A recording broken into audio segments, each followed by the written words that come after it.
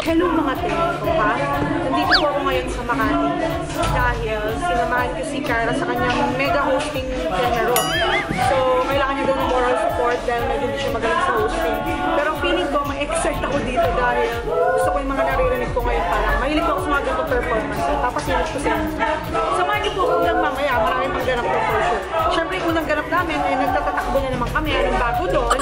Dahil akala namin late kami, pero hindi. Tagumpay pa rin yung pagtakbo natin dahil hindi kami late. O, ito na po yung reyna ng lahat. Dun, Cara. Hi! Diba? Ganda. Ganda late yan. So, magre-review na po siya ng script. Shooter muna ako. So, samahan niyo ako hanggang mamaya.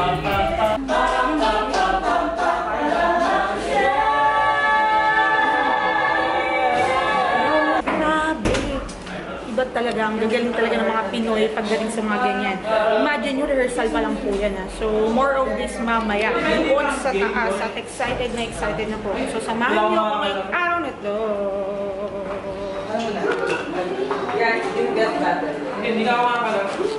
Dito pa lang po sa baba mapapakanta ka na. Totoo. Yun na, may artist ako yun. Yes. Ang saya-saya hindi po siya late kasi mas nauna lang po siya ng very light sa chorus niya. Ang gagaling naman nandito.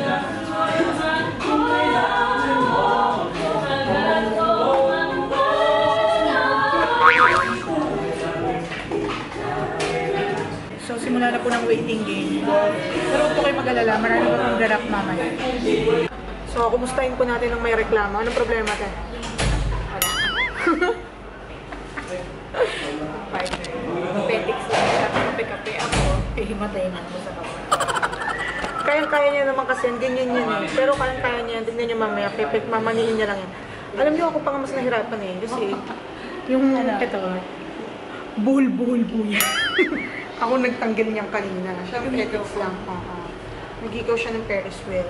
Hindi siya partner. Kung paano kayo mag-practice? Eh, Petix na siya. Ikaw ang gawin mo, magdasal ka. Magdasal ka na maitawid mo ito ng maayos. Yan, sagad niya na po yan yung tensyonadong ganyan, pero ang ganda pa din, di ba? Libre ako niya ng milk tea, kaya pinagbubula ko. Sige, pag yung basta ko yung na, pwedeng balik na. Hindi mo siya naman. Siyempre, huwag siya balik. Sige, lalabas ako. Bye. Ako na mag-practice eh. So, lalabas ko muna ako dahil nangihingi ng candy at pagkain si Madam Tusha, no? So, may mga angels po kami magbibigay ng pagkain. Meanwhile, mag-start na po yung competition. Excited ako kasi gustong-gusto ko talaga yung mga ganito. So, hanapin po natin sila. Okay. So, nahanap ko na po sila ang aming tagapagtanggol ng mga foods. Hello! Oh, alam ko, nami-miss nyo na ako. Oo nga, miss kayo namin. Wala lang kayong no choice kasi mga loyalista kayo. Hello po, kumusta po? Saan na kayo?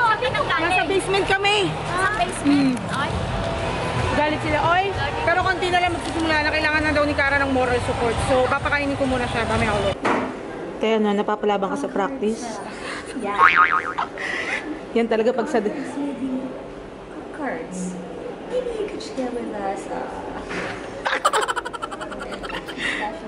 Sinanay mo kasing puro ganda lang. Cards. Maybe you could share with us, especially your fans and all the aspiring performers out there. Some tips in following your dreams. Yeah. Nabaliw lang, nagbabasa lang. Maya-maya po, konti magsisimula na. May problema siya kasi yung kapartner niya hindi nagpa-practice. Siya nagre-review. Yung host po ng event ngayon, manggugubat. Bali po. Tapos maghapon pa po kami hindi kumakain. Ito lang ang kinakain namin.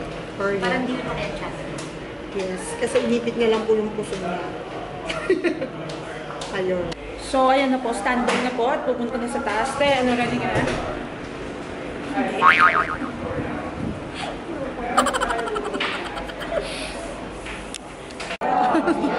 Oo nga.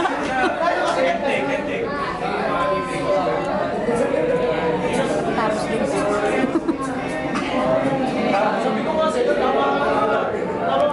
So, papunta na po siya sa stage.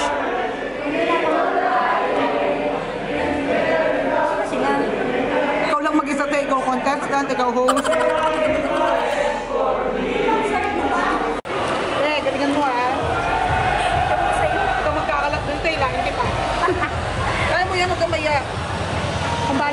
kita, wala akong pompom. Ano po yung partner niya? So, let's get it on. Panoorin na natin.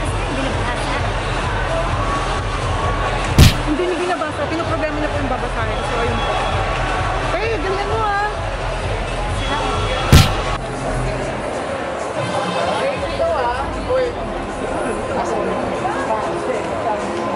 So, iiwan na po natin siya at kabadong-kabado siya. Pero kailangan namin maghiwalay minsan. So, audience na po ako at panoorin po natin yung performance niya ngayon sa hosting niya dahil lagot siya sa akin pag di niya ginawa ng tama yung dapat niyang gawin. So, panoorin po natin.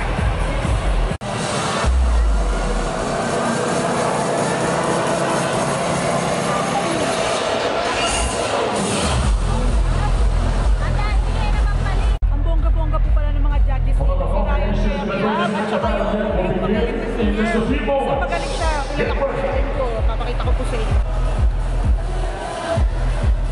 Ayaw po. Here's Capelation. And I'll put you guys together for your hosts, Radio Jockey Sports Bar, Nico Ramos, and Kala Galeosa.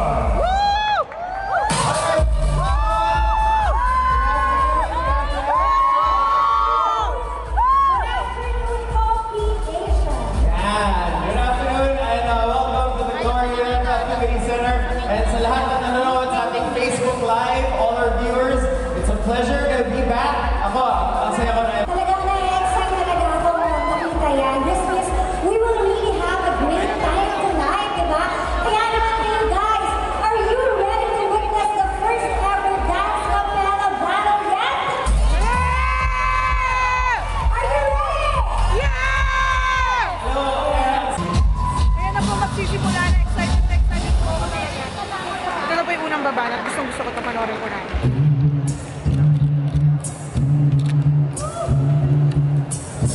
Ayan naman, meron naman ang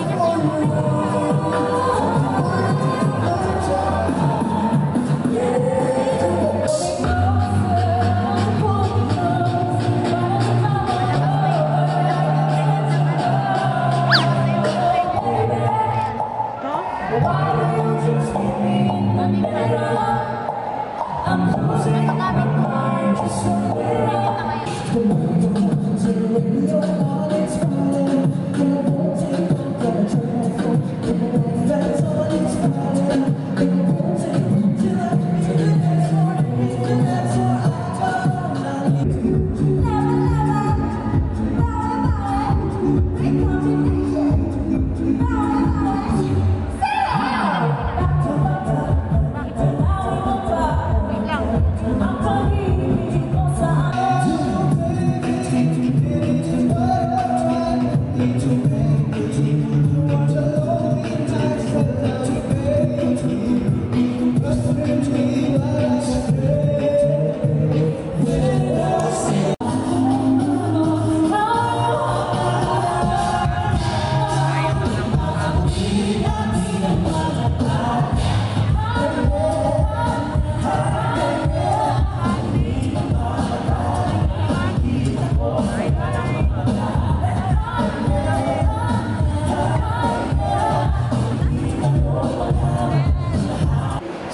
gusto ko lang i-share sa ating audience today, hindi birong ginawa ninyo. And for that alone, congratulations everybody.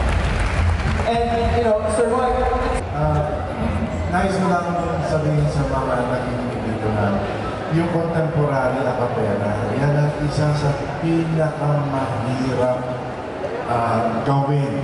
Yung ginagawa nila, parang akala nyo madali lang. Ang hirap po gawin yan kasi hindi kayo, una kailangan magaling lahat ng kumakanta. Pangalawa, kailangan nasa tono sila lahat. Pangatlo, yung balanse, importante. Kailangan mabalanse nila yung kung lima sila o anim. Tapos ito pa, itong copy, itong dance copy ngayon, ay meron pang kalahok, may kasama pa, may katandem, na galaw, may sayawan. So, mahirap na nga yung kantahan, mahirap na yung galawan. So, tulad ni sinabi ni Moy, congratulations. Dahil mahirap lahat ng ginawa nyo, mahirap. Bigyan mo natin sila ng palakpakan